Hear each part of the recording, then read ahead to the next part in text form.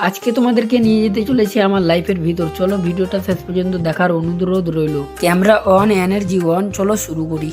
সকালবেলা ঘুম ভাঙে তাড়াতাড়ি, মাথায় এখন রাতের ক্লান্তি থাকে, কিন্তু দায়িত্বের ডাকে সেটা ভুলে খাবার মুখে দিয়ে বেরিয়ে পড়ি বাড়ি থেকে শত শত কিলোমিটার দূরে, পশ্চিম বাংলা থেকে আন্ধ্রপ্রদেশে কামের সাইডে।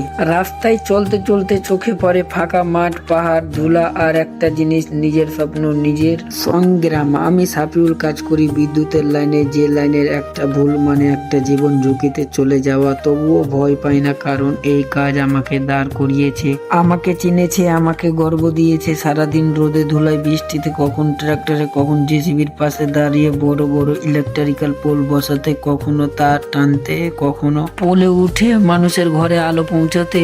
উঁচু পোলের মাথায় উঠে হাওয়ার সাথে লড়াই করে যখন ডেট করি, তখন মনে হয় শুধু এটা একটা কাজ না, এটা একটা দায়িত্ব, একটা জীবন যুদ্ধ। বাড়ি থেকে দূরে থাকা সহজ না, নিজের মানুষদের মুখের কথা মনে পড়ে, বাড়ির গন্ধ মনে পড়ে, কিন্তু হাল ছাড়ি না, কারণ জানি আমার ঘামের বিনিময়ে একদিন পরিবারটা আরো ভালো থাকবে। অনেক ভাবে লাইনম্যান মানে তার জোর লাগানো, কিন্তু আসলে এটা রোজ নিজের জীবনের সাথে যুদ্ধ করা। তবু হাসি মুখে করি, কারণ আমি সাফল্য, এটাই আমার জীবন, এটাই আমার গর্ব।